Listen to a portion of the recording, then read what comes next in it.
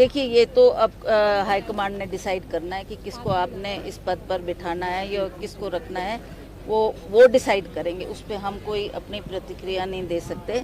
जहाँ तक कार्यकारिणी की बात है, उसके बारे में मैं उनसे लगातार संपर्क में हूँ और उनसे हम निवेदन कर रहे हैं कि जल्दी इसका काम शुरू हो और ये कार्यकारिणी का गठन हो, ताकि हम फील्ड में जाकर कांग्रेस की मजबूती के लिए काम करें। पार्टी को मजबूत अध्यक्ष की जरूरत है, विक्रमादित्य सिंह ने भी कहा है कि हमने बार बार इस बात को अपने प्रभारी के समक्ष भी रखा है।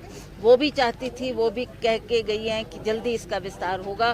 कुछ देर, कुछ विलम्ब इसकी वजह से हुई कि जो देश के हालात बने, आप जानते हैं। हमने पिछली मर्तबा AICC ने एक मीटिंग रखी थी, सभी को बुलाया था, सभी से चर्चा करनी थी, पर जो ये देश के हालात बने उसकी वजह से थोड़ा वो पोस्टपोन हुआ। अब शीघ्र ही वो मीटिंग होगी और हम सब बातें उनके संज्ञान में लाएंगे और हम चाहेंगे कि जल्दी से जल्दी इस कार्यकारिणी का गठन हो, ताकि हम पार्टी को और मजबूत करें।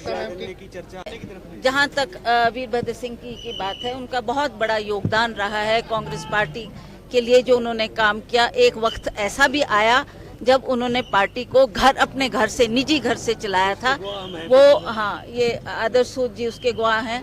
वो हालात में उन्होंने बागडोर को संभाला, कांग्रेस पार्टी को दोबारा जीवित किया और इसका संचालन किया। तो उनके योगदान को कोई भी नहीं भुला सकता। हम चाहते हैं कि उन्हीं के पथ चिन्हों पर हम चलें और कांग्रेस को मजबूती दें। उनके लिए पार्टी आदर्श थी और वो सदा सर्वप्रिय पार्टी को ही रखते थे। तो हम चाहते हैं उसी तरह से उन्हीं के पद चिन्हों पर चलते हुए हम भी पार्टी को मजबूती दें और उसी तरीके से काम करें। बिल्कुल, मैंने उनसे भी बात की थी। हमने जो भी बात की, जो भी कदम उठाया, उसमें हमने मुख्यमंत्री और उप मुख्यमंत्री को कॉन्फिडेंस में लिया है, उनसे चर्चा की, उनसे बात की। अब वो भी इसी बात पर अब थोड़ा इंतजार कर रहे हैं कि कब हाईकमांड इस बात के ऊपर गौर करेगी और कितनी जल्दी वो इस पर फैसला लेते हैं। वो भी अब पार्टी के हित में ही होगा।